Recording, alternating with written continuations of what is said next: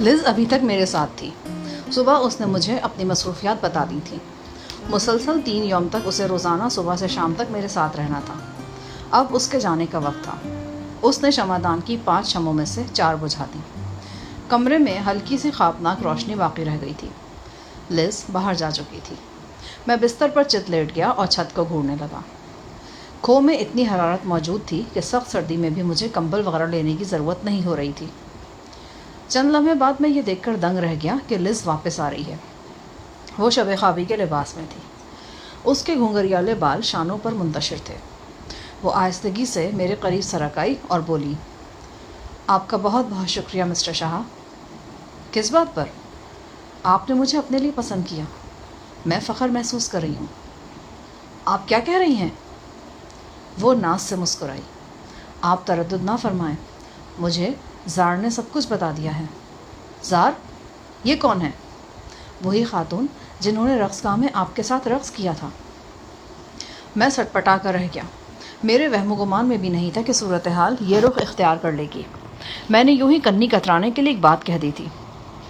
میں یہاں پوری حقیقت پسندی سے سچائی کے ساتھ ایک بات تسلیم کرنا چاہ رہا ہوں، اور وہ یہ کہ میں غیر محسوس طور پر اپنے خیالات میں تبدیلی محسوس کر رہا تھا۔ مجھے یوں لگ رہا تھا جیسے اچھائی اور برائی کے سلسلے میں میرے معیار غیر محسوس طور پر تھوڑے سے تبدیل ہوئے ہیں۔ اب وہ واقعات گزر چکے ہیں، لہٰذا میں زیادہ اچھے طریقے سے ان کا تجزیہ کر سکتا ہوں۔ مجھے ہپنوٹزم اور سبجیکشن وغیرہ کے بارے میں بنیادی معلومات تو حاصل تھیں، لیکن میں یہ بات ہرگز نہیں جانتا تھا کہ ہپنوٹسٹ کی مقناطیسی قوت کیا ہوتی ہے۔ جس شخص پر یہ قوت اثر کرتی ہے وہ کیا محسوس کرتا ہے؟ آیا وہ اپنے اندر ہونے والی تبدیلی سے آگاہ ہوتا ہے یا نہیں؟ اور اگر ہوتا ہے تو آگاہی کتنی واضح یا غیر واضح ہوتی ہے؟ اب ان حالات کو ذہن میں لاتا ہوں تو سوچتا ہوں کہ شاید میں واقعی کسی طرح کی مقناطیسیت کا شکار تھا، یا پھر یہ بھی ہو سکتا ہے کہ بات اتنی پیچیدہ نہ ہو جس طرح ہر شخص پر ارد گرد کے ماحول کا اثر ہوتا ہے مجھ پر بھی ہو رہا ہو۔ بہرحال یہ امر بالکل واضح تھا کہ میرے اندر تبدیلی رونما ہوئی ہے۔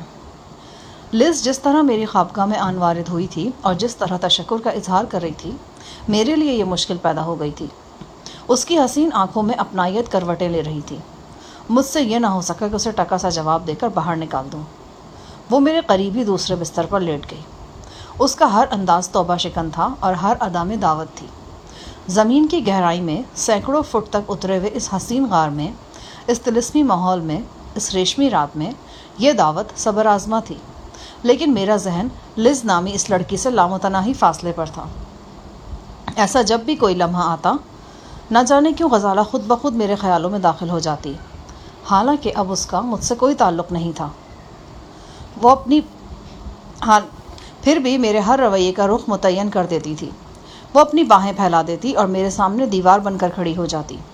کسی موہوم امید، کسی خیالی وعدے کا تعاقب کرتا میں ان آنکھوں کی گہرائی میں اتر جاتا۔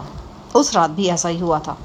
میں لز نامی اس لڑکی کے بہت قریب ہونے کے باوجود بہت دور رہا۔ اگلے 2 دن بھی میں نے اسی طرح کھو کے مختلف حصوں میں گھومتے ہوئے گزار دیے۔ مجھ پر کئی انکشافات ہوئے۔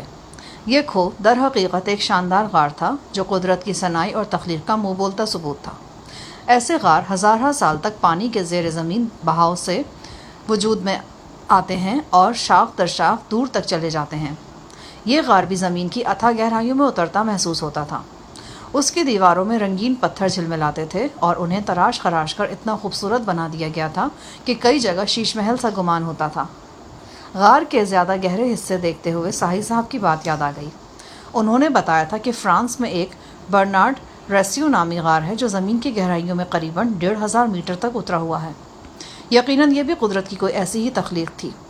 یہاں کے پراسرار مکینوں نے اس غار کے مختلف حصوں کو مختلف کاموں کے لیے مخصوص کر رکھا تھا۔ یہ ایک چھوٹی سی مکمل دنیا تھی۔ یہ دنیا یہاں کے باشندوں نے اپنی قوت بازو اور حوصلے سے تعمیر کی تھی۔ یہ لوگ زندگی کے ہر شعبے میں انتھک محنت پر یقین رکھتے تھے اور اپنے خون پسینے سے اس مختصر گوشہ اراضی کو خوب تر بنا رہے تھے۔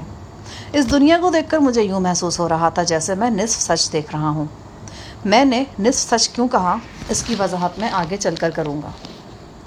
اگلی صبح لز نے مجھے خاکستری لباس پہنایا اور ساتھ لے کر دوبارہ اس نیلی آنکھوں والے شخص کے سامنے پیش ہوئی جس کا نام گرے تھا، اور جو محنت کشوں کو ان کی قابلیت کے مطابق ذمہ داریاں سونپتا تھا۔ حسب سابق یہ شخص اپنے کمرے میں سنگ مرمر کی چوکیوں کے سامنے موجود تھا۔ محنت کشوں کی مختلف ٹولیوں کے نمائندے وہاں موجود تھے۔ وہ ان نمائندوں کو قبائلی زبان میں مختلف ہدایات دے رہا تھا۔ اس خوبصورت غار کے طول و عرض میں راولی قبیلے کی زبان ہی بولی جاتی تھی۔ اس کام سے فارغ ہو کر وہ میری طرف متوجہ ہوا اور انگلش میں بولا، آپ کیا پسند فرمائیں گے؟ جو آپ مناسب سمجھیں، لیکن آپ کی کوئی ترجیح تو ہوگی۔ راولی قبیلے میں مجھے نوجوان لڑکوں کو ذاتی دفاع کی تربیت دینے کے لیے چنا گیا تھا۔ وہ مسکرایا۔ یہاں کوئی ذاتی دفاع نہیں، اس لیے کہ یہاں جارحیت ہی نہیں ہے۔ اس پوری کمیونٹی میں کوئی جرم نہیں ہوا اور نہ ہی کہیں کوئی ہتھیار پایا جاتا ہے۔ غالباً وہ ٹھیک کہہ رہا تھا۔ مجھے یہاں ہتھیار جیسی کوئی چیز دکھائی نہیں دی تھی۔ اس کے علاوہ لوگوں کا رویہ اتنا شائستہ اور صبر و برداشت کا تھا کہ حیرت ہوتی تھی۔ اچانک میرے ذہن میں خیال آیا، 2 روز پیشتر لز نے مجھے سانوس کی رہائش گاہ دکھائی تھی۔ رہائش گاہ سے باہر ایک جگہ کھو کی دیوار پر کام ہو رہا تھا۔ شاید کسی سبب دیوار کی بالائی سطح خراب ہو گئی تھی۔ اب اسے دوبارہ رگڑ کر ملائم اور شفاف کیا جا رہا تھا۔ 8-10 مرد و زن وہاں کام کر رہے تھے۔ میں نے مسٹر گرے سے کہا، اگر مجھے محترم سانوس کی رہائش کے پاس دیوار کی مرمت کے کام پر لگا دیا جائے تو بہتر رہے گا۔ یہ کام میرے لیے آسان ثابت ہوگا اور ویسے بھی مجھے اپنے قیامگاہ سے زیادہ دور نہیں جانا پڑے گا۔ میری بات فوراً مان لی گئی۔ گرے نے مقامی زبان میں لز کو ہدایت کی کہ وہ مجھے موقع پر لے جائے۔ میں نے سوچ سمجھ کر اس کام کا انتخاب کیا تھا۔ میں سانوس کی رہائش گاہ کے پاس رہنا چاہتا تھا۔ میں نے اندازہ لگایا تھا کہ سائیں علی کی چہیتی مریدنی سروج ثانی کی حیثیت سے سانوس کی قیامگاہ پر ہی موجود ہے۔ بے شک وہ یہاں کے رواج کے مطابق عارضی ثانی تھی اور کسی بھی وقت اس کی جگہ نئی ثانی نہ لے لینا تھی، مگر یہ بات وثوق سے نہیں کہی جا سکتی تھی کہ یہ تبدیلی کب رونما ہوگی۔ ممکن تھا کہ اس تبدیلی میں کئی ہفتے یا پھر کئی مہینے لگ جاتے، یعنی کچھ خبر نہیں تھی کہ سروج کب تک سانوس کی رہائش گاہ کی دیواروں میں محصور رہے گی۔ اگر میں سانوس یعنی مقدس روشنی کی رہائش گاہ کے قریب کام کرتا تو اس بات کا امکان موجود تھا کہ میں کسی وقت سروج کی جھلک دیکھ سکوں یا پھر اس سے بات کر سکوں۔ اس روز میں نے اپنے کام کا آغاز کر دیا۔ نہایت سخت نیلے پتھر کے ہموار ٹکڑے تھے جن کی مدد سے ہمیں کھردری دیوار کو رگڑنا تھا۔ اس کام میں پانی بھی استعمال ہوتا تھا۔ لکڑی کے بالٹی نما برتن چشمے کے پانی سے لبالب بھرے تھے اور کام کرنے والوں کے قریب رکھے تھے۔ مشاق افراد دیوار کے حصے پر کام کر رہے تھے جو تیاری کے مراحل میں تھا۔ مجھ جیسے نوآموز ابتدائی اسٹیج کا کام کر رہے تھے۔ پورے 10 گھنٹے میں نے تندہی سے کام کیا۔ میرے بازو شل ہو گئے اور انگلیاں چٹکنے لگیں۔ کسی وقت میں دم لینے کے لیے ٹھہر جاتا، مگر جب اپنے ہمکاروں کو مسلسل کام کرتے دیکھتا تو پھر شروع ہو جاتا۔ اس زبردست جسمانی مشقت میں ہمیں شام تک وقفہ نہیں ملا۔ جب کھو میں کام ختم کرنے کا اعلان ہوا اور گھنٹیوں کے شور میں محنت کشوں نے اپنے اپنے ٹھکانوں کا رخ کیا تو میں بھی اپنی قیامگاہ پر پہنچ گیا۔ لز ابھی اپنے کام سے واپس نہیں آئی تھی۔ میں بستر پر لیٹ گیا۔ ایک عجیب سا سکون اور آرام کا احساس ہوا۔ ایسا احساس پہلے شاذ و نادر ہی ہوا تھا۔ مجھے یہ سب کچھ بہت اچھا لگا۔ تھوڑی دیر کے بعد لز بھی آ گئی۔ وہ خاکستری لباس میں یعنی کام کے لباس میں تھی۔ یہ لباس ڈھیلے ڈھالے سفید لبادے کے برعکس ذرا چست ہوتا تھا۔ لز کو اس لباس میں دیکھ کر مجھے احساس ہوا کہ چہرے کی طرح اس کا سراپا بھی پرکشش ہے۔ ہم نے چشمے کے نیم گرم پانی میں غسل کیا اور سفید اجلے لباس پہنے۔ تھوڑی دیر آرام کرنے اور کھانا کھانے کے بعد ہم کھو کے اس حصے کی طرف نکل گئے جو تفریحات کا مرکز تھا۔ یہ بڑی شائستہ اور دھیمی تفریحات تھیں۔ کہیں شور و غل اور ہیجان نہیں تھا۔ کہیں مصوری ہو رہی تھی، کہیں رقص جاری تھا اور کہیں انڈور کھیل کود کے مناظر تھے۔ میں نے لز سے پوچھا، یہاں کے لوگ آپس میں لڑتے جھگڑتے نہیں ہیں؟ میرا مطلب لڑائی جھگڑا۔ محترم شاہ، لڑائی جھگڑا ایک فالتو چیز ہے اور یہ اس وقت ہوتا ہے جب انسان کے پاس فالتو توانائی ہو۔ یہاں کسی کے پاس فالتو توانائی ہے اور نہ وقت، لہٰذا جھگڑا بھی نہیں ہوتا۔ ہم نے مقدس روشنی کی تعلیمات کے مطابق اپنی توانائی کی ایک ایک رمق مثبت کاموں پر لگا رکھی ہے۔ جو تھوڑا بہت وقت ہمارے پاس ہوتا ہے اسے ہم اچھے طریقے سے گزارتے ہیں اور انجوائے کرتے ہیں۔ لیکن اختلاف تو فطرت انسانی میں شامل ہے۔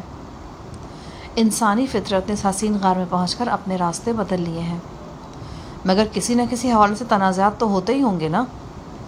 ایسے واقعات کی تعداد نہ ہونے کے برابر ہے۔ فرض محال اگر کبھی ایسا ہو تو ہم مقدس روشنی کی تعلیمات سے استفادہ کرتے ہیں۔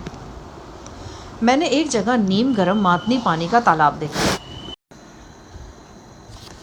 یہاں بہت سے لڑکے تیراکی کر رہے تھے۔ یہ منظر میرے لیے بے حد حیرت کا باعث تھا۔ میں ابھی بھولا نہیں تھا کہ میں نانگا پربت کے نوا میں ہزاروں فٹ کی بلندی پر ہوں۔ اس کھو سے باہر درجہ حرارت یقیناً نقطہ انجماد سے 8-10 درجے نیچے تھا، لیکن اس عجیب و غریب غار کے اندر تیراکی ہو رہی تھی۔ میرے اندازے کے مطابق رات کے 9-9:30 کا عمل ہوگا جب ہم واپس اپنی قیام گاہ کی طرف روانہ ہو گئے۔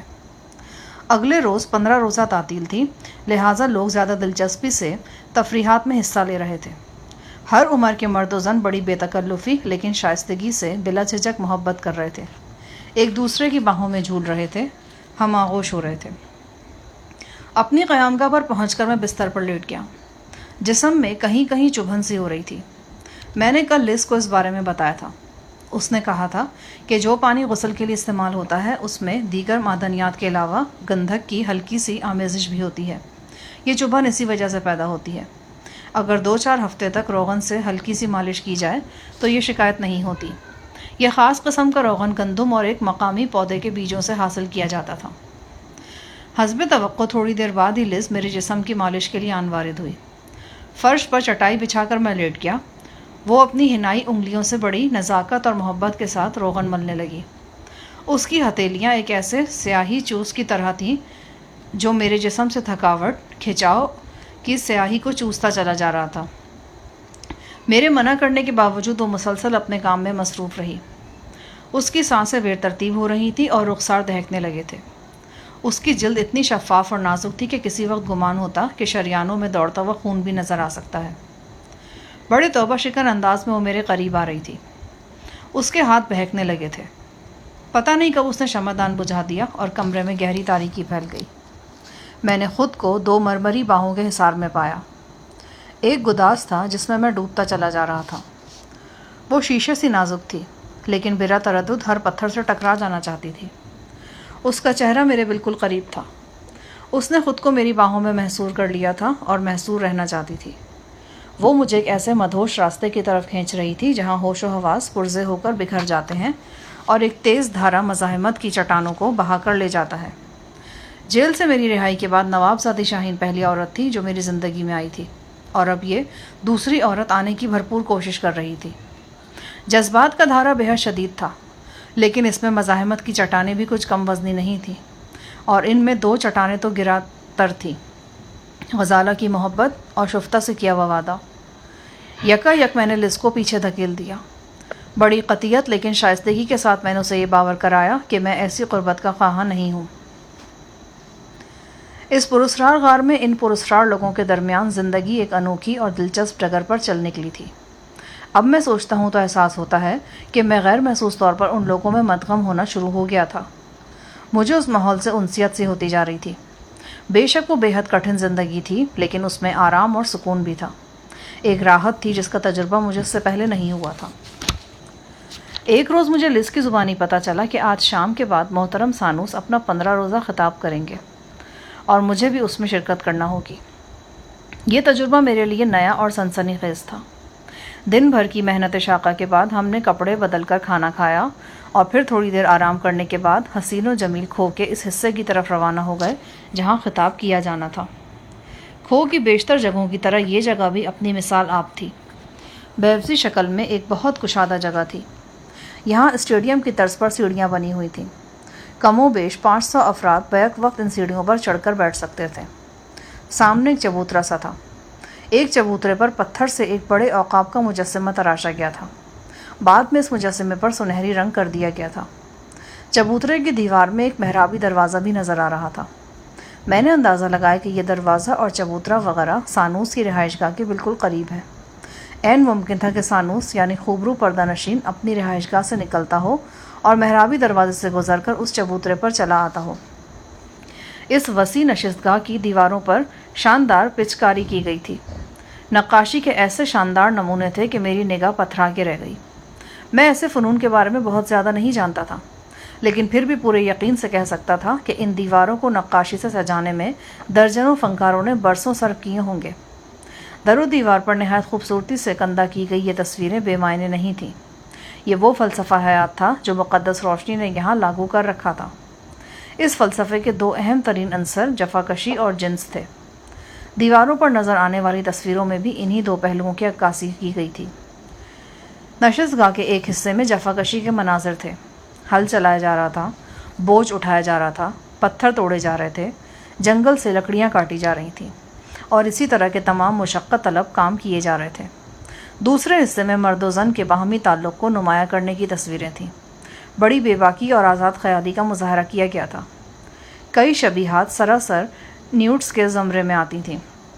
بہرحال ان سب فن پاروں میں تخلیقی جوہر نمایاں دکھائی دیتا تھا۔ میں نے سوچا اگر یہ تصویریں لاہور یا کراچی کے کسی میوزیم میں ہوتی تو ہزاروں شوقین انہیں دیکھنے کے لیے ٹوٹ پڑتے، لیکن یہاں بیٹھے ہوئے لوگ ان تصویروں سے بالکل بے نیاز نظر آ رہے تھے۔ ان کی نگاہیں اتنی مرتبہ ان تصاویر کو دیکھ چکی تھیں کہ اب انہیں دیکھ ہی نہیں رہی تھیں۔ ایک عجیب طرز کی موسیقی نشست گاہ میں گونجنے لگی۔ نشست گاہ میں موجود لوگ اب سب اپنی جگہوں سے کھڑے ہو گئے۔ چبوترا جو پہلے تاریک تھا اب ایک خوابناک سی سنہری روشنی میں جھلملانے لگا۔ سنہری عقاب میں ہیرے کی آنکھیں چمک اٹھیں۔ تب چبوترے پر موجود محرابی دروازہ کھلا اور ایک شخص اندر آ گیا۔ وہ چبوترے پر اس جگہ آ کر رکا جہاں روشنی بہت زیادہ نمایاں تھی۔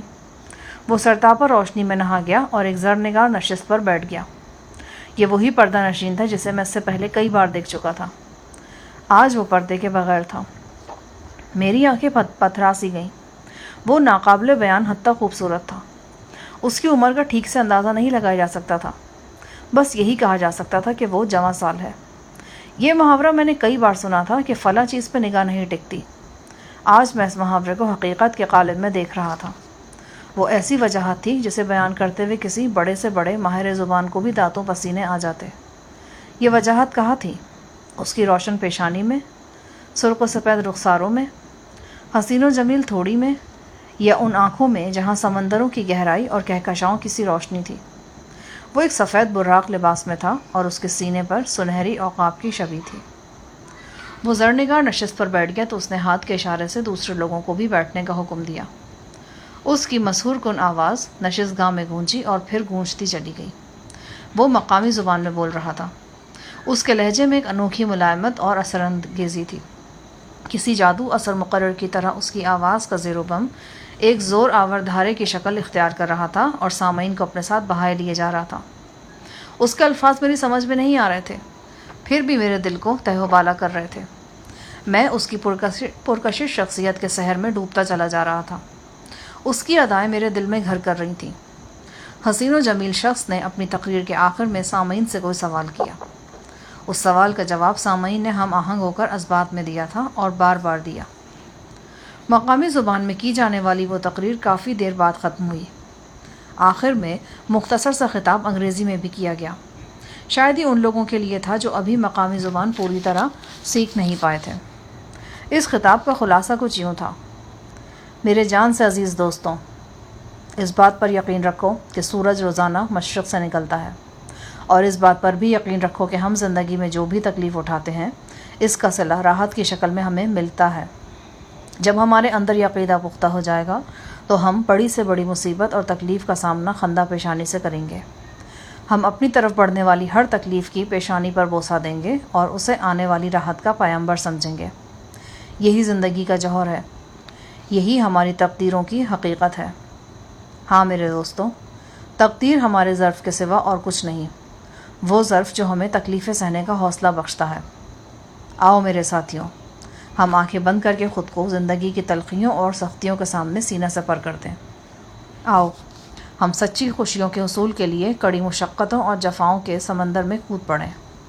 آؤ ہم پختہ یقین کو پتوار بنا کر ان جنت نظیر ساحلوں پر اتریں جو صرف خیالوں خوابوں کی دنیا میں دیکھے جاتے ہیں۔ بتاؤ میرے دوستوں، کیا تم میرے ساتھ چلو گے؟ ایک ساتھ بہت سی آوازیں ابھریں۔ انہوں نے اس سوال کا جواب اسبات میں دیا۔ مجھے لگا جیسے میرے منہ سے بھی بے اختیار ہاں کی آواز نکلتے نکلتے رہ گئی۔ خوبرو شخص نے پھر سوال دہرایا، کیا تم سب میرے ساتھ چلو گے؟ جی ہاں، بے شمار لوگوں نے ہم آواز ہو کر کہا۔ کیا تم میرے ساتھ چلتے رہو گے؟ جی ہاں، ایک بار پھر کورس کی شکل میں آواز ابھری۔ خوبرو شخص نے دلنشین لہجے میں کہا، ایک بات پر پختہ یقین رکھو دوستوں، زندگی پرغم یا پرمسرت نہیں ہوتی، نہ ہی آباد یا برباد ہوتی ہے۔ زندگی صرف فعال یا غیر فعال ہوتی ہے، یعنی مصروف ہوتی ہے یا غیر مصروف۔ مصروف زندگی کا مطلب ہے زیادہ مشقت اور زیادہ راحت، غیر مصروف زندگی کا مطلب ہے کم مشقت اور کم راحت۔ کیا تم چاہتے ہو کہ تمہاری زندگیاں بیکار میں جائیں؟ جی نہیں۔ پھر اپنی زندگیوں کو استعمال کرو، جان توڑ مشقتوں و تکلیفوں اور حیران کن مسرتوں کے لیے اپنے سینے کھول دو۔ اگر کسی کے دل میں کوئی وسوسہ ہے تو وہ نکال باہر کرے، وہ مجھ پر یقین رکھے۔ میں وہ دیکھ رہا ہوں جو وہ نہیں دیکھ رہا۔ میں اس سے وعدہ کرتا ہوں کہ میں اس کے رخش زندگی کی باغیں اس کے ہاتھ میں تھما دوں گا۔ خوبرو سانوس کا خطاب ختم ہو گیا۔ اس نے ہاتھ سے اشارہ کیا۔ لوگوں نے اٹھ کر تعظیم پیش کی اور بڑے نظم و ضبط کے ساتھ قطار اندر قطار نشست گاہ سے باہر نکلنے لگے۔ میں بھی اٹھ کھڑا ہوا۔ لز نے میرے کندھے پر ہاتھ رکھ کر مجھے روک لیا۔ آپ نہیں جائیں گے؟ کیوں؟ آپ نے آج پہلی بار معظم سانوس کا خطاب سنا ہے۔ یہاں کی روایت کے مطابق ابھی آپ یہیں بیٹھے رہیں گے۔ اگر آپ کے ذہن میں کوئی سوال یا سوالات ابھرے ہیں تو آپ معظم سانوس سے براہ راست اس کا جواب دریافت کر سکتے ہیں۔ میں اپنی نشست پر بیٹھا رہ گیا۔ لز واپس چلی گئی۔ تھوڑی ہی دیر میں نشست گاہ خالی ہو گئی، یہاں تک کہ میں اور سانوس وہاں تنہا رہ گئے۔ وسیع نشست گاہ میں پرہول سناٹا طاری تھا۔ بلند و بالا چھت کے نیچے میں خود کو ایک دم حقیر محسوس کرنے لگا۔ چبوترے پر سنہری روشنی کے دھارے میں سانوس بے حس و حرکت بیٹھا تھا۔ میرے اور اس کے درمیان کم و بیش 20 گز کا فاصلہ تھا۔ اس نے اپنی گہری نیلی آنکھوں سے مجھے دیکھا۔ جسم میں شاک سا محسوس ہوا، تاہم اس شاک کی شدت اس شاک کی نسبت بہت کم تھی جو خوبرو سانوس کو پردے کی اوٹ میں دیکھ کر مجھے لگتا تھا، اور یہ تعجب خیز بات تھی۔ اب میں اسے براہ راست دیکھ رہا تھا اور مجھے اندیشہ تھا کہ اس سے آنکھیں چار کرنا میرے لیے ایک تکلیف دہ تجربہ ثابت ہوگا، لیکن ایسا نہیں ہوا تھا۔ کوئی سوال ابھرا ہے تمہارے ذہن میں؟ سانوس کی مرعوب کن آواز ابھری۔ جی نہیں۔ میرے ہونٹوں سے بے ساختہ نکلا۔ میں محسوس کر رہا تھا کہ سانوس کی شکل و صورت نے ہی نہیں بلکہ اس کی باتوں نے بھی میرے دل میں گھر کر لیا ہے۔ وہ تھوڑی ہی دیر میں ایک محبوب شخصیت بن کر میرے دل و دماغ میں سما گیا تھا۔ میرا جی چاہ رہا تھا کہ وہ اپنے مخصوص انداز میں بولے اور میں سنتا رہوں۔ میں نے سنا تھا کہ قادر الکلام مقرر اپنے توانا خیالات کے زور سے سامعین کو اپنے اثر میں لے لیتے ہیں۔ شاید مجھ پر بھی کوئی ایسی ہی کیفیت طاری ہو گئی تھی۔ سانوس دل پذیر انداز میں مسکرایا۔ اگر تمہارے ذہن میں کوئی سوال ابھرتا ہے تو بلا تکلف پوچھو، اور اگر نہیں ہے تو ایک سوال کا جواب دو۔ پوچھئے، لیکن تمہیں یہ وعدہ کرنا ہوگا کہ اس سوال کا جواب چاہے وہ کیسا بھی ہو پوری بے باکی اور سچائی سے دو گے۔ میں وعدہ کرتا ہوں۔ یہاں کا طرز زندگی تمہیں کیسا لگا؟ میں نے احتیاط سے لفظوں کا انتخاب کرتے ہوئے کہا، محترم، میں اسے نصف سچ کہوں گا۔ نصف سچ؟ کیا مطلب؟ محترم سانوس، میں نے یہاں کے طرز زندگی کو دل کی گہرائیوں سے پسند کیا ہے۔ آپ کا یہ فلسفہ کہ راحت کو بے عملی اور سکون میں نہیں مشقت اور تکلیف میں تلاش کرنا چاہیے، مجھے اپنے دل کی آواز محسوس ہوا۔ لیکن اس فلسفے کا دوسرا پہلو میرے لیے الجھنوں کا باعث ہے۔ میری مراد اس طرز معاشرت سے ہے جس کو آپ فروغ دینا چاہتے ہیں۔ گستاخی کی دست بستہ معافی چاہتا ہوں۔ مجھے لگتا ہے کہ آپ زندگی کی بنیادی قدروں کو نظر انداز فرما رہے ہیں۔ اگر ماں کو بچے کے پیار سے محروم کر دیا جائے، شوہر کو بیوی کی وفا سے، بہن کو بھائی کی محبت سے اور اولاد کو والدین کی حقیقی شفقت سے، تو کیا یہ ناانصافی نہیں ہوگی؟ آپ نے مرد و زن کو جو آزادی فراہم کر رکھی ہے، ممکن ہے کچھ لوگوں کی نظروں میں وہ خوشنما ہو، لیکن اس کی انتہا کیا ہوگی؟ مجھے خوشی ہے کہ تم نے اپنا خیال بلا جھجک بیان کیا ہے۔ تمہارے سوال کے جواب میں صرف یہی کہوں گا کہ جو بات تمہیں عجیب لگ رہی ہے وہ اتنی عجیب نہیں ہے، بلکہ یہی زندگی کی اصل حقیقت ہے۔ بہت جلد تم خود اس حقیقت کو تسلیم کر لو گے۔ اگر تم نہیں بھی کرو گے تو کوئی تمہیں مجبور نہیں کرے گا۔ تمہیں یہاں کسی بھی معاملے میں کسی بھی حوالے سے جبر نہیں ملے گا۔ جس سنہری روشنی نے خوبرو سانوس کو منور کر رکھا تھا وہ دھیرے دھیرے ماند پڑنے لگی اور پھر بالکل بجھ گئی۔ چبوترے پر تاریکی کے سوا کچھ نہ رہا۔ اسی وقت نشست گاہ کا ایک دروازہ کھلا، لز اندر آئی اور مجھے نشست گاہ سے باہر لے گئی۔ گزرنے والے ہر دن کے ساتھ میرے سوچنے سمجھنے کا انداز تبدیل ہو رہا تھا۔ میں یہاں کے شب و روز میں بتدریج گم ہوتا چلا جا رہا تھا۔ میں اور لز صبح سویرے اٹھتے تو عام گاہوں میں صبح کا کھانا کھا کر ہم خاکستری لباس پہنتے اور اپنے اپنے کام پر روانہ ہو جاتے۔ اب مجھے انتھک جسمانی مشقت میں مزہ آنے لگا تھا۔ شام کو ہم نہا دھو کر لباس تبدیل کرتے، تھوڑی دیر آرام کرتے اور پھر تفریح گاہوں کی طرف نکل جاتے۔ وہ زرد مشروب جو یہاں کثرت سے پیا جاتا تھا نشہ آور نہیں تھا، لیکن اپنے اندر ایک تقویت بخش تاثیر رکھتا تھا۔ اسے گرم اور سرد دونوں حالتوں میں استعمال کیا جاتا تھا۔ ان دنوں میں نے یہاں کے مکینوں کے غیر معمولی جذبہ مشقت کا اپنی آنکھوں سے مشاہدہ کیا اور بے حد متاثر ہوا۔ ان دنوں میں نے نصف سچ والی بات کئی مرتبہ سوچی۔ کئی بار میرے ذہن میں خیال آیا کہ اگر یہ لوگ صرف اپنی ایک خامی دور کر لیں تو وہ ہر طرح سے قابل تقلید ہیں، اور وہ خامی تھی مادر پدر جنسی آزادی، مرد و زن کا بے روک ٹوک باہمی اختلاط اور پیدا ہونے والے بچوں کے سلسلے میں والدین کی لا تعلقی، اور اس جیسے دیگر مسائل کسی بھی طور پر نظر انداز کرنے والی چیز نہیں تھے۔ اس خوبصورت معاشرت کا یہ ایک تاریک پہلو تھا، اور اسی لیے میں اسے آدھا سچ کہہ رہا تھا۔ وہ 15 روزہ تعطیل کا دن تھا۔ میرے ساتھ والے بستر پر رات بھر لز میری قربت کی منتظر لیٹی رہی تھی، لیکن میں پاس ہونے کے باوجود اس سے بہت دور تھا۔ صبح کے کھانے کے بعد میں اکیلا ہی چہل قدمی کے لیے نکل گیا۔ یہ فراغت کا دن تھا۔ کمیونٹی کے لوگ روزمرہ کے معمولات سے آزاد ہو جاتے تھے، جی بھر کے آرام کرتے اور بے وقت کھاتے، بے وقت جاگتے تھے۔ ایک پہر دن گزر چکا تھا، لیکن غار کے پیچ و خم میں عمیق گہرائیوں میں بیشتر لوگ ابھی تک آرام گاہوں میں تھے۔ میں بغلی راستہ استعمال کر کے باہر نکل آیا۔ وہ ایک بے حد چمکیلا دن تھا۔ مکئی اور چاول کے کھیتوں پر دھوپ کھلی ہوئی تھی۔ سرسبز پہاڑی ڈھلانوں پر بھیڑ بکریوں کے ریوڑ چر رہے تھے۔ ان ڈھلانوں سے پار وہ بلند و بالا فصیل بھی نظر آ رہی تھی جسے پار کر کے میں یہاں پہنچا تھا۔ نہ جانے کیوں مجھے لگ رہا تھا کہ اس فصیل سے پار جو دنیا ہے وہ اجنبی اور غیر مانوس ہے۔ اپنے عزیز و اقارب کی صورتیں اور اپنے پیاروں کی شکلیں ذہن میں دھندلانے سے لگی تھیں۔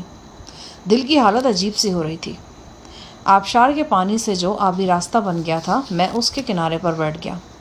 میرے سامنے نوشگفتہ جنگلی پھولوں پر تتلیاں منڈلا رہی تھیں۔ چیڑ اور اخروٹ کے دیو قامت درختوں پر پہاڑی پرندے چہکتے تھے، اور تیز دھوپ کے سبب ہوا میں نباتات کی مہک رچ بس گئی تھی۔ میں سرسبز گھاس پر بیٹھا بیٹھا سوچنے لگا، کیوں نہ میں سچ مچ ہمیشہ کے لیے اس غار کا مکین ہو جاؤں۔ کتنی سادہ حیات تھی یہاں کی، اور کتنی بھرپور، بالکل جیسے صبح کی ہوا، ہر آلائش و تزا سے پاک، ہزاروں لاکھوں سال پہلے کے زمانے کی یاد دلاتی ہوئی، جب انسان غاروں میں رہتا تھا، اور جب سب سے جدید اور پیچیدہ مشین پہیا تھا۔ میں بڑے ٹھنڈے دل و دماغ سے سوچنے لگا، باہر کی ہنگامہ خیز دنیا میں رکھا ہی کیا میرے لیے؟ میں ایک مفرور قیدی تھا۔ قانون اپنے ہاتھوں میں ہتھکڑی لیے میری طاق میں تھا۔ بے شمار دشمنیاں مگرمچھ کی طرح منہ پھاڑے کھڑی تھیں۔ دفینہ اور دفینے کے نوادرات سے مجھے کچھ زیادہ دلچسپی نہیں تھی۔ غزالہ ہمیشہ کے لیے مجھ سے دور ہو چکی تھی۔ نواب زادی شاہین موت کی آغوش میں جا چکی تھی۔ بے شک صفدر اور زری گل میرے ہمدم تھے، میری جدائی ان کے لیے کٹھن تھی، لیکن کوئی کسی کے لیے سدا غمزدہ نہیں رہتا۔ وقت بہت جلد ہر کسک کو مٹا دیتا ہے، ہر رشتے کو دھندلا دیتا ہے۔ آج آ کے ایک ہستی شفتہ کی تھی جس کے لیے میں پریشان ہو سکتا تھا، لیکن اب وہ بھی محفوظ ہاتھوں میں تھی۔ ساحل صاحب نے اسے باپ سے بڑھ کر شفقت دے رکھی تھی۔ وہ شفتہ کے لیے ایک بے حد مضبوط سہارا تھے۔ میں نے اس انداز میں سوچنا شروع کیا تو میرے لیے غور کی نئی نئی راہیں کھلتی چلی گئیں۔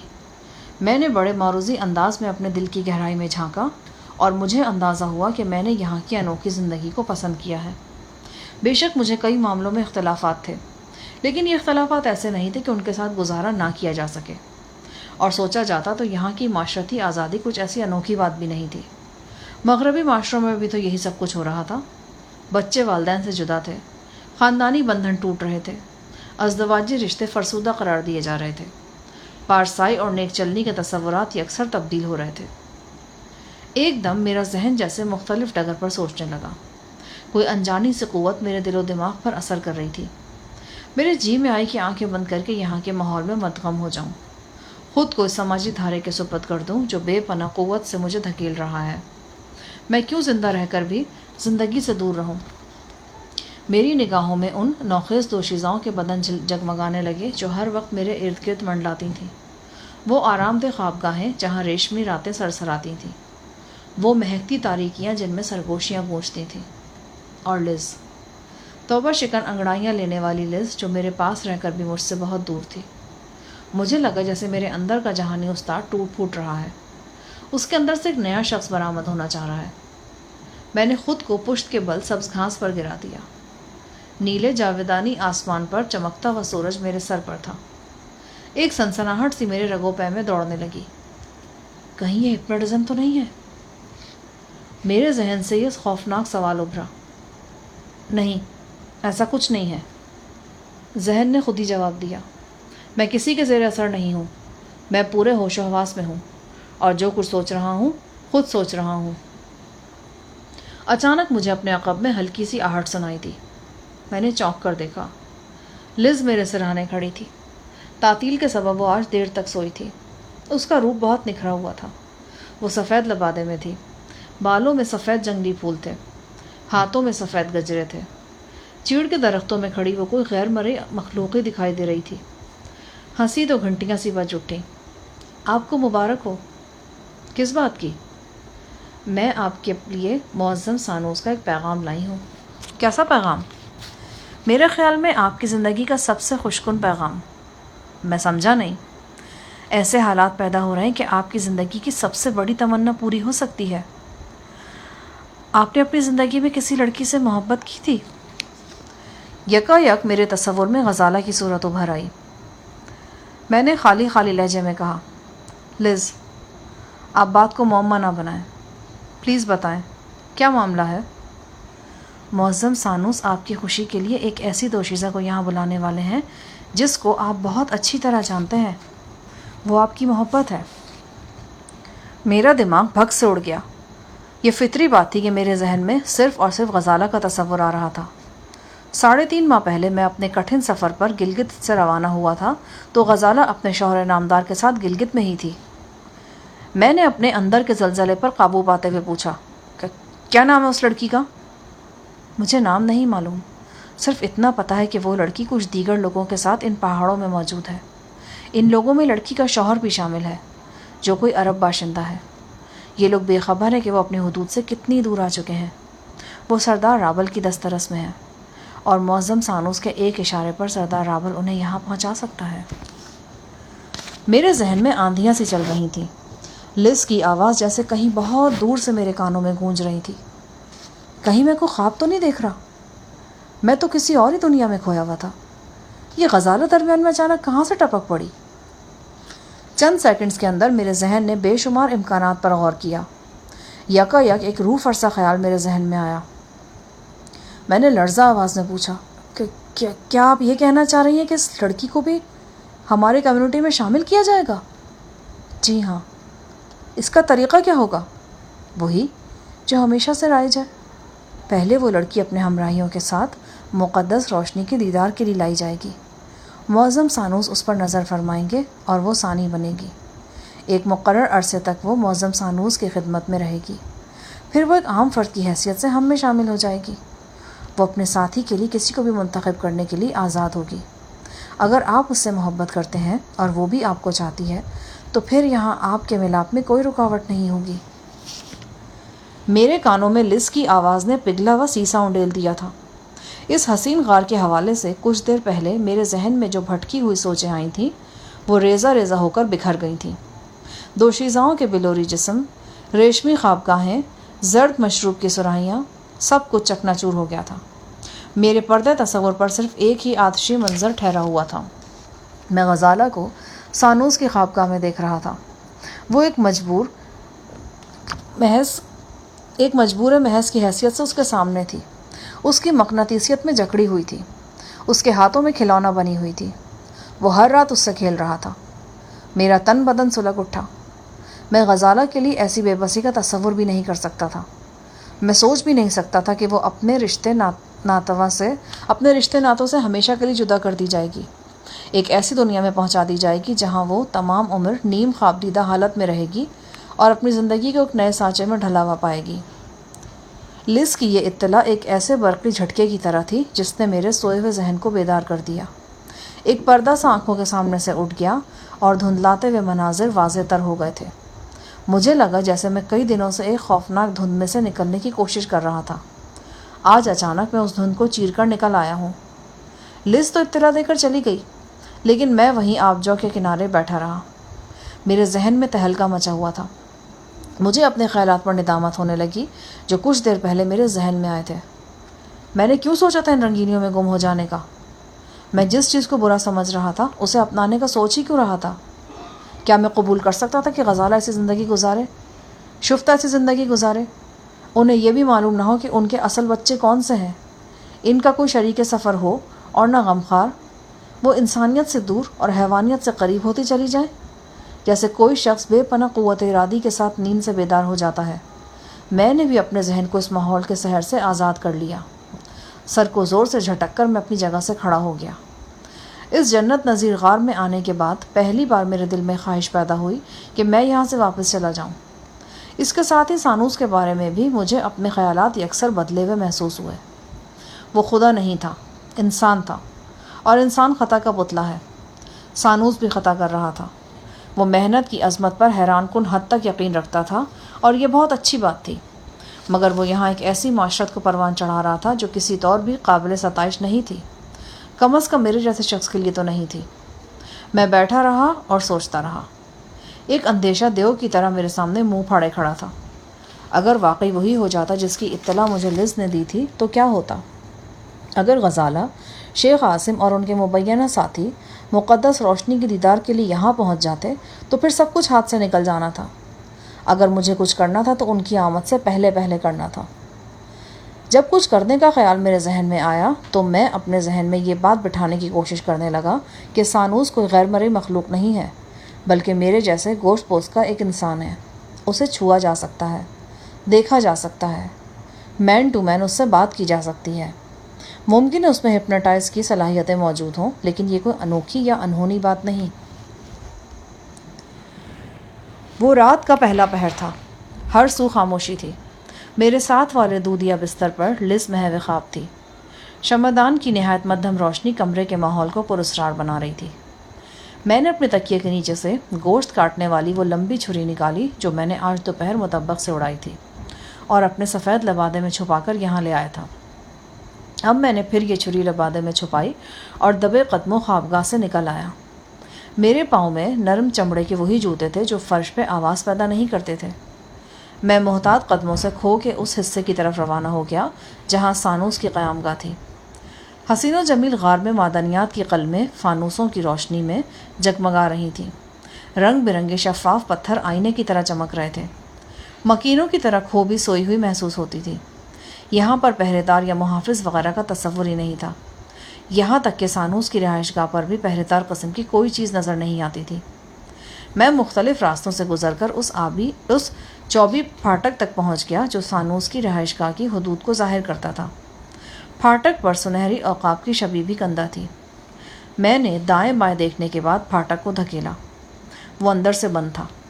میں اسے پھلانگ کر دوسری جانب پہنچ گیا۔ میرے اعصاب تن گئے تھے اور تمام حساسیات جاگ اٹھی تھی۔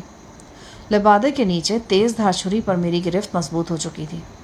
میرے دل میں بار بار یہ خدشہ پیدا ہوتا تھا کہ کہیں میرا ارادہ متزلزل نہ ہو جائے، کہیں پھر وہی دھند میرے حواس پر نہ چھا جائے جس نے مجھے اپنے ہوش و خرد سے بیگانہ کر رکھا تھا، اور میں اس ماحول میں مدغم ہوتا چلا جا رہا تھا۔ میں جلد از جلد عجیب الخلق سانوس کے سامنے جانا چاہتا تھا اور وہ سب کچھ کر گزرنا چاہتا تھا جو میرے لیے کرنا ضروری تھا۔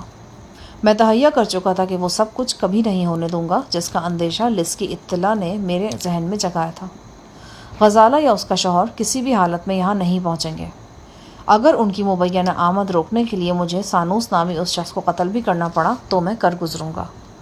اس کے علاوہ میں یہ بھی جانتا تھا کہ سروج سانوس کی رہائش گاہ پر ہے۔ میں سروج سے بھی ملنا چاہتا تھا، اس کی حالت دیکھنا چاہتا تھا، اس سے پوچھنا چاہتا تھا کہ وہ اب کیا چاہتی ہے۔ اگر سروج کی حالت اب تک غیر تھی بھی تو اس کے لیے کچھ نہ کچھ ضرور کیا جا سکتا تھا۔ اس کی حالت کا ذمہ دار صرف اور صرف سانوس تھا۔ وہ ایک ہپنوٹسٹ تھا، اور ہنری نے بتایا تھا معمول کی حالت کی تمام ذمہ داری ہپناٹسٹ پر ہی عائد ہوتی ہے۔ میں کسی بھی رکاوٹ کا سامنا کیے بغیر ان کمروں میں داخل ہو گیا جو سانوس کی رہائش گاہ کہلاتے تھے۔ یہ بالکل ویسے ہی کمرے تھے جن میں عام لوگ رہائش رکھتے تھے۔ کہیں کوئی آرائش نظر آتی تھی اور نہ غیر معمولی چمک دمک۔ مجھے یقین نہیں آ رہا تھا کہ میں اتنی آسانی سے اس غار کے اہم ترین گوشے میں گھس آیا ہوں۔ میں نے ایک کمرے میں جھانکا اور دنگ رہ گیا۔ سانوس میرے سامنے تھا۔ نہ ریشمی پردے تھے، نہ جھلملاتی روشنیاں، نہ کوئی طلسمی ماحول۔ مجھ سے صرف 10-15 فٹ کے فاصلے پر خوبرو سانوس موجود تھا۔ وہ مسہری پر بیٹھا تھا۔ کھڑکیوں پر دبیز پردے تھے، فرش پر اونی نمدے تھے۔ حسین و جمیل شخص نیم دراز تھا۔ شمعدان کی روشنی میں وہ کوئی ضخیم کتاب دیکھ رہا تھا۔ اس کے نہایت خوبصورت سنہری بالوں کی ایک لٹ ڈھلک کر اس کی فراخ پیشانی پر آ گئی تھی۔ اس کی وجاہت نے چند لمحوں کے لیے مجھے مبہوت سا کر دیا۔ اچانک اس کی آواز میرے کانوں سے ٹکرائی۔ کیسے آئے ہو شاہ؟ میں سرتاپا لرز گیا۔ وہ مجھے دیکھے بغیر میری موجودگی محسوس کر چکا تھا یا پھر وہ میری بے خبری میں مجھے دیکھ چکا تھا۔ ایک لمحے کے لیے میرے جی میں آئی کہ لبادے کے نیچے سے چھری نکال کر فرش پر پھینک دوں اور سر جھکا کر خوبرو سانوس کے روبرو کھڑا ہو جاؤں، لیکن ایسا صرف ایک لمحے کے لیے ہوا۔ اگلے ہی لمحے قوت ارادی کی ایک لہر توانائی بن کر میرے رگوں پے میں دوڑ گئی۔ میری فطری خودسری نے میرے سینے میں علم بغاوت بلند کیا اور میں ہر مصلحت کو بالائے طاق رکھ کر تیزی سے کمرے میں داخل ہوا۔ میرے ذہن میں صرف ایک ہی بات تھی، سانوس میری طرح گوشت پوست کا ایک انسان ہے۔ میں اس کے ساتھ اسی انداز میں بات کر سکتا ہوں جس طرح ایک آدمی دوسرے آدمی سے کرتا ہے۔ جو ہی میں کمرے میں داخل ہوا، صندلی خوشبو کا ایک تیز جھونکا آیا۔ اس کے ساتھ ہی پہلو کی جانب سے ایک ہیولا سا میری طرف بڑھا۔ اس سے پہلے کہ میں سانوس کے قریب پہنچتا، ہیولے نے مجھے اپنے بازوؤں میں جکڑ دیا۔ اس کے ساتھ ہی وہ بڑے زور سے چیخا، نہیں شفیع محمد، نہیں، پیچھے ہٹ جاؤ، خدا کے لیے پیچھے ہٹ جاؤ۔ اس آواز نے چند لمحے کے لیے مجھے مٹی کا ڈھیر بنا دیا۔ مجھے اپنی سماعت پر بھروسہ نہیں ہو رہا تھا۔ یہ میری جانی پہچانی آواز تھی اور ہمیشہ کی طرح یہ آواز ایک بار پھر مجھے بری طرح چونکانے کا باعث بنی تھی۔ یہ سائیں علی کی آواز تھی۔ میں نے آنکھیں پھاڑ کر غور سے دیکھا۔ ہاں، وہ سائیں علی ہی تھا، وہی آفت کا پرکالا، وہی آصف زادہ جو حالات کی تاریکی میں بھوت بن کر چھپا رہتا تھا اور پھر اچانک کسی موڑ پر دھماکے سے نمودار ہو جاتا تھا۔ اس نے مجھے بازوؤں میں جکڑا ہوا تھا اور پورے زور سے دھکیل رہا تھا۔ وہ مجھے خوبرو سانوس سے دور لے جانا چاہتا تھا۔ میں نے سانوس کی طرف نگاہ اٹھائی۔ وہ اب کھڑا ہو گیا تھا۔ اس کا جسم کسی مجسمے کی طرح بے حرکت تھا۔ میں نے اس کی نیلی آنکھیں دیکھی۔ خدا کی پناہ، ان میں نیلگوں بجلیاں چمک رہی تھیں۔ ایک خاموش غضب تھا جو برقی لہروں کی طرح تڑپ رہا تھا۔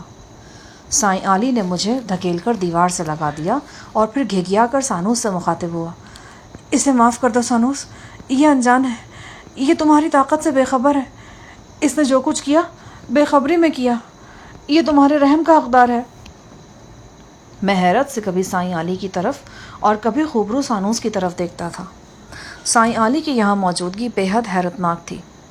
وہ اپنے مخصوص لباس کے بجائے سفید لبادے میں نظر آتا تھا۔ اس کے گلے میں گھنٹیاں تھیں اور نہ ہی مالائیں۔ اس غار میں رہنے والے دیگر افراد کی طرح سائیں علی بھی بہت اجلا اور صاف ستھرا دکھائی دے رہا تھا۔ وہ قہرناک لہجے میں مجھ سے مخاطب ہوا، بے وقوف، احمق، کہ تم نے کیا کیا ہے؟ کس نے کہا تھا تم کو ایسا کرنے کے لیے؟ معافی مانگو، میں کہتا ہوں معافی مانگو ان سے۔ سائیں کا اشارہ سانوس کی طرف تھا۔ سانوس نے ہم دونوں کی طرف سے رخ پھیر لیا تھا۔ پھر اس کی بے حد گمبھیر آواز ابھری، اسے لے جاؤ یہاں سے علی۔ سائیں علی دانت پیس رہا تھا۔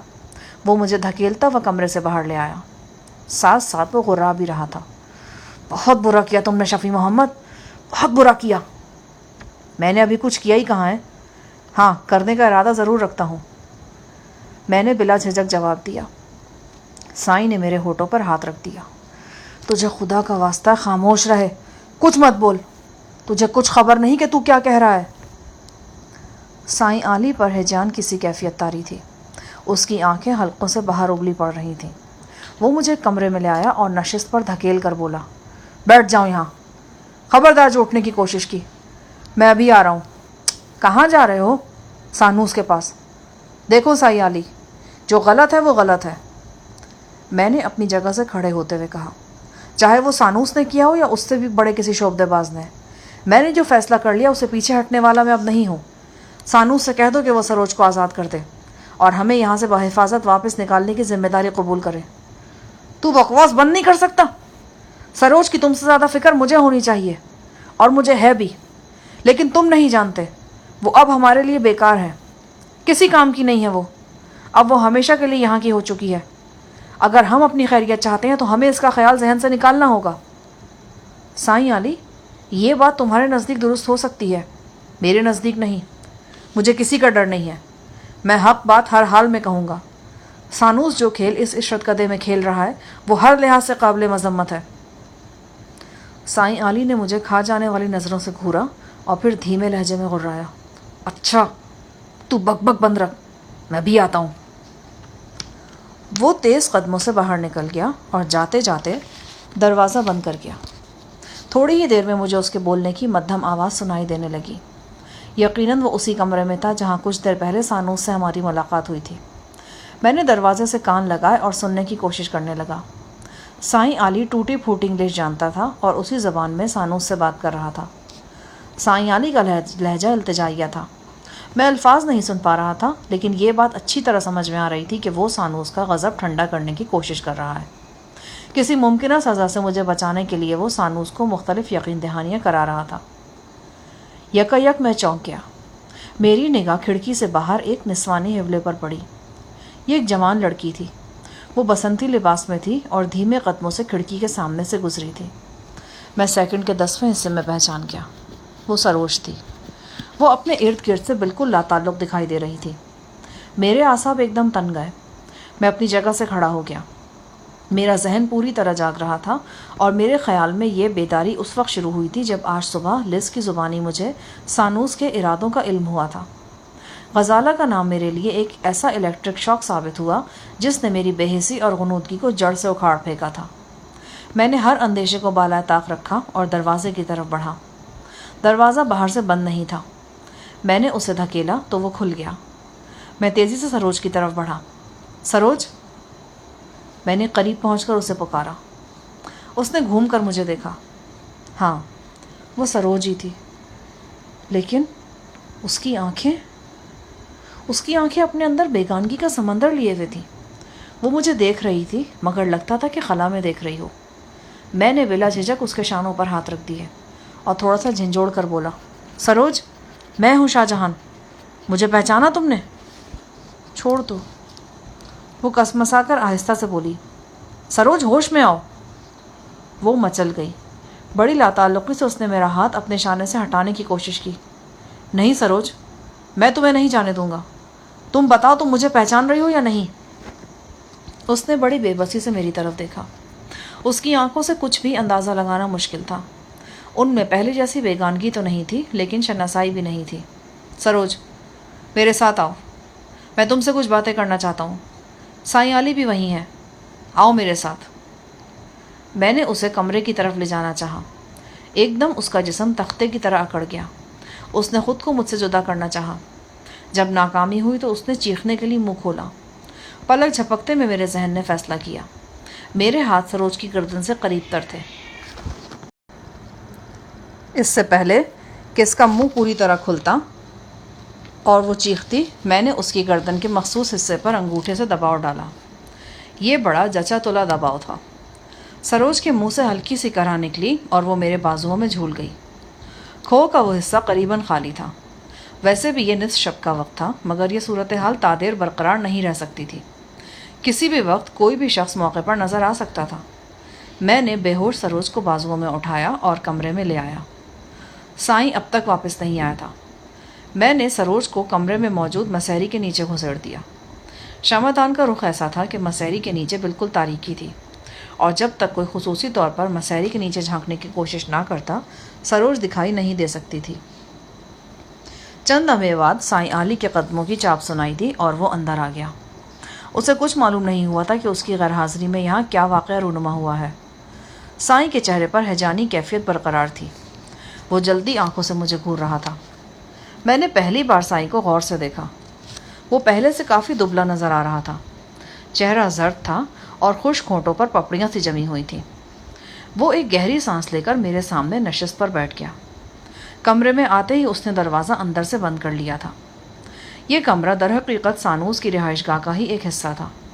میں اب تک بخوبی اندازہ لگا چکا تھا کہ یہ کمرہ سائیں علی کے لیے مخصوص ہے۔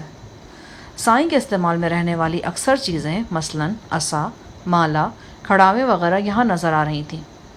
خبر نہیں کہ اس غار میں سائیں علی یہ اشیاء کیسے حاصل کر سکا تھا۔ میں نے سائیں علی کو پہلی بار اس قدر سنجیدہ دیکھا تھا۔ وہ بولا، شفیع محمد، وہ بہت طاقتور ہے۔ اس کے ہاتھ میری اور تمہاری توقع سے زیادہ لمبے ہیں۔ وہ اپنے ابرو کے اشارے سے وہ کام لے لیتا ہے جو ہم دن رات سر پٹک کر بھی انجام نہیں دے سکتے۔ ہمیں اس کی بڑائی تسلیم کرنا پڑے گی شفیع محمد۔ بڑائی تسلیم کرنے سے تمہارا کیا مراد ہے؟ میں نہیں سمجھتا کہ سروج اب واپس آ سکتی ہے۔ اگر تم ایسی کوئی کوشش کرو گے تو وہ صرف اور صرف حماقت کہلائے گی۔ باقی رہی ہمارے یہاں سے واپس جانے کی بات، تو اس کا دار و مدار بھی صرف سانوس پر ہے۔ وہ چاہے تو ہم جا سکتے ہیں، لیکن ابھی یقین سے نہیں کہا جا سکتا کہ وہ ہمیں یہاں سے بھیجے گا یا نہیں۔ ابھی تو یہ بھی معلوم نہیں کہ وہ تمہاری سزا کے بارے میں کیا فیصلہ کرتا ہے۔ وہ عام طور پر غصے میں نہیں آتا، لیکن تم نے دوسری مرتبہ اسے سخت مشتعل کیا ہے۔ اگر اس نے تمہیں سزا دینے کا فیصلہ کر لیا تو یہ سزا موت سے کم نہیں ہوگی۔ میں جانتا ہوں وہ بہت سخت سزا ہوگی۔ اوپر والا تمہیں ایسی کسی بھی مصیبت سے محفوظ رکھے۔ کیا مطلب ہے تمہارا؟ پہلی دفعہ میں نے سانوس کو کب خفا کیا تھا؟ تم نے اب تک خود کو یہاں کے ماحول سے مانوس نہیں کیا ہے۔ ایک خوبصورت لڑکی دن رات تمہارے ساتھ رہتی ہے، لیکن تم دونوں میں ابھی تک کوئی تعلق پیدا نہیں ہوا۔ یہ یہاں کی روایت کے خلاف ہے۔ سانوس کا خیال ہے کہ تم زبردست قوت ارادی رکھتے ہو۔ ایسے لوگ اس مقدس دیوار کے اندر مخصوص انداز کی زندگی گزارنے کے لیے مناسب نہیں سمجھے جاتے۔ اب تم نے سانوس کی رہائش گاہ میں داخل ہو کر اور سانوس کے بارے میں برا ارادہ لے کر اپنے لیے مزید مشکلات پیدا کر لی ہیں۔ برے ارادے سے کیا مطلب ہے تمہارا؟ سائیں علی عجیب سے لہجے میں بولا، سانوس جانتا ہے کہ تمہارے لباس میں تیز دھار آلہ موجود ہے، اور میں خود بھی محسوس کر رہا ہوں کہ تمہارے پاس کچھ ہے۔ کیا میں غلط کہہ رہا ہوں؟ تم ٹھیک کہہ رہے ہو، لیکن یہ ہتھیار میری حفاظت کے لیے ہے، کسی کو نقصان پہنچانے کے لیے نہیں۔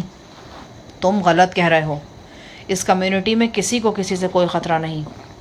یہاں دشمنی اور اظہار ثانی جیسے تصورات کا کوئی وجود نہیں ہے۔ بہرحال تم خواہ کوئی بحث مت کرو۔ یہاں تمہارے چھپانے سے کچھ بھی چھپنے والا نہیں۔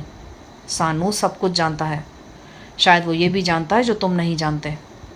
حل اب ایک ہی ہے، غیر مشروط معافی۔ تمہاری طرف سے اس معافی کے لیے میں کوشش کر رہا ہوں، دیکھو اب کیا ہوتا ہے۔ سائیں، میرے خیال میں تم اس شخص سے کچھ زیادہ ہی مروب ہو چکے ہو۔ وہ کوئی آسمانی مخلوق نہیں، انسان ہے، بلکہ میرے خیال میں کمتر درجے کا انسان ہے۔ تم نے سب کچھ اپنی آنکھوں سے دیکھا ہے۔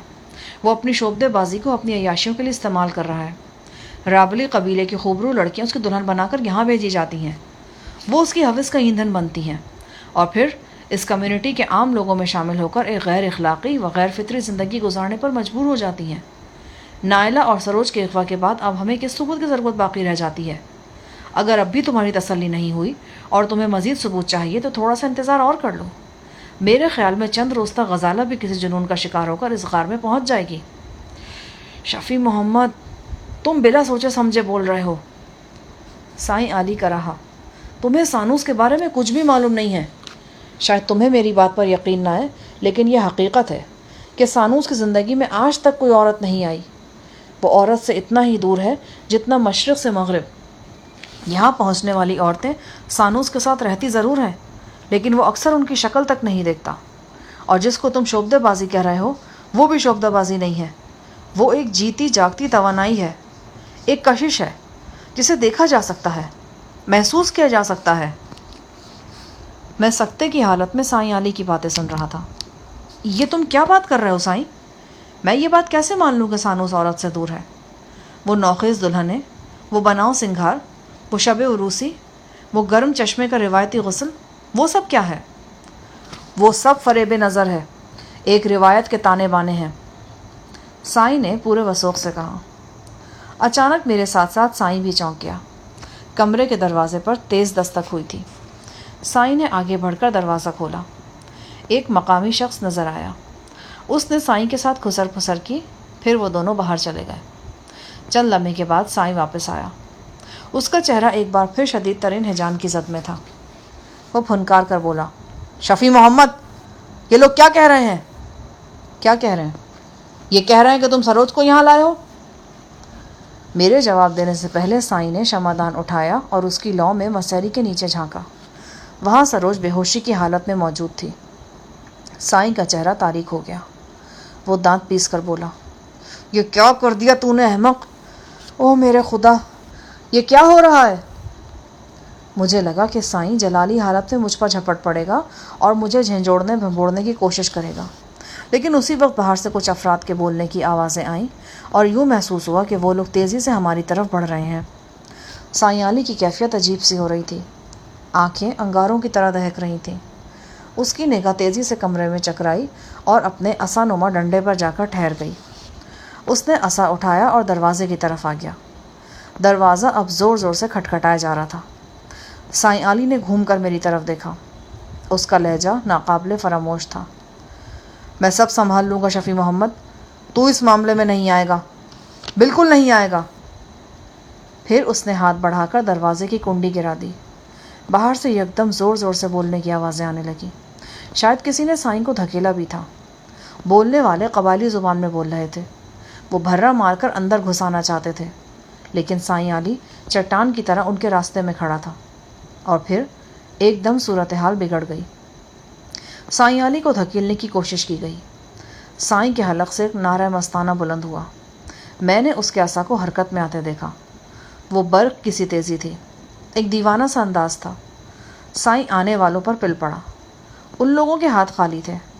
انہوں نے پھرتی کا مظاہرہ کر کے سائیں علی پر قابو پانے کی کوشش کی، لیکن قطعی ناکام رہے۔ سائیں انہیں مارتا دھکیلتا ہوا دور لے گیا۔ پھر یہ ہنگامہ ایک دم میری نگاہ سے اوجھل ہو گیا۔ سائیں کے عصا کی ایک ضرب فانوس کو لگی اور ہر طرف اندھیرا چھا گیا۔ میں نے سوچا بے ہوش سروج کو مسہری کے نیچے سے نکال لوں اور تاریکی کا فائدہ اٹھا کر یہاں سے نکل جاؤں۔ میں نے جھک کر مسہری کے نیچے دیکھا۔ سروج بے ہوش اور بے ترتیب پڑی تھی۔ میں نے شانے سے گھسیٹ کر اسے باہر نکال لیا۔ ایک دم مجھے لگا کہ وہ ہوش میں آ رہی ہے۔ وہ کسمسا رہی تھی۔ پھر اس نے نیم و آنکھوں سے میری طرف دیکھا۔ اس کے چہرے پر کرب اور بے چینی کے آثار نمودار ہوئے۔ وہ کرہانے اور مچلنے لگی۔ میں نے ایک بار پھر اسے جھنجھوڑا اور اپنے بارے میں بتانے کی کوشش کی۔ وہ کچھ بھی سوچنے اور سمجھنے کی پوزیشن میں نہیں تھی۔ مجھے اندیشہ لاحق ہوا کہ وہ پھر چیخنے لگے گی۔ میں نے اس کی گردن کی رگ کو دوبارہ مسل دیا۔ وہ بے حرکت ہو گئی تو میں نے اسے کندھے پر لادا اور تیزی سے باہر نکل آیا۔ فانوس ٹوٹ جانے کی وجہ سے قرب و جوار میں تاریکی پھیلی ہوئی تھی۔ 15-20 گز فاصلہ طے کر کے جو ہی میں روشنی میں آیا، مجھے 3 افراد نظر آئے۔ وہ بالکل نہتے تھے۔ انہوں نے مجھے دبوچنے کی کوشش کی، لیکن یہ ان کے بس کی بات نہیں تھی۔ میں نے 2 کے پیٹ میں اپنی ٹانگوں سے زوردار ضربیں لگائیں اور تیسرے کو کندھے سے دھکیل کر دور پھینک دیا۔ اس کے بعد میں اندھا دھند بھاگتا چلا گیا۔ میری سمجھ میں نہیں آ رہا تھا کہ میں کس طرف جا رہا ہوں، لیکن میں بھاگ رہا تھا۔ میں کسی ایسے محفوظ گوشے میں پہنچنا چاہتا تھا جہاں میں کچھ دیر سانوس اور اس کے پیروکاروں کی نگاہوں سے دور رہ سکوں۔ میں سانوس اور اس کے پیروکاروں کا رد عمل دیکھنا چاہ رہا تھا، مگر میں غار کی ایک ایسی شاخ میں داخل ہو گیا تھا جو شیطان کی آنت کی طرح لمبی ہوتی جا رہی تھی۔ یہاں چھپنے یا ٹھہرنے کے لیے کوئی جگہ موجود نہیں تھی۔ یہ راستہ بڑی تیزی سے گہرائی میں جا رہا تھا۔ مجھے اندازہ ہوا کہ 2-2.5 فرلانگ فاصلہ طے کرتے کرتے میں کئی 100 فٹ گہرائی میں اتر آیا ہوں۔ یہ جگہ بالائی غار کی طرح بہت زیادہ صاف ستھری نہیں تھی۔ یہاں لائم اسٹون یعنی چونے کا پتھر بہت کثرت سے نظر آ رہا تھا۔ جو میں آگے بڑھ رہا تھا، تاریکی روشنی کم اور تاریکی زیادہ ہوتی جا رہی تھی، یہاں تک کہ تاریکی بہت زیادہ ہو گئی۔ میرے قدموں کی آواز دور تک گونج رہی تھی۔ اس زمین دوز غار میں بھاگتے بھاگتے اچانک میرے ذہن میں خیال آیا کہ ہو نہ ہو یہ طویل غار اسی غار یا سرنگ کا حصہ ہے جو میں وادی داخان میں دیکھ چکا ہوں۔ وہی بناوٹ تھی، وہی ساخت تھی، وہی چونے کے پتھر اور جپسم کے آثار تھے۔ میں نے کہیں سنا تھا کہ زمین دوز غاروں کے سلسلے بہت طویل ہوتے ہیں اور شاخ در شاخ میلوں تک پھیل جاتے ہیں۔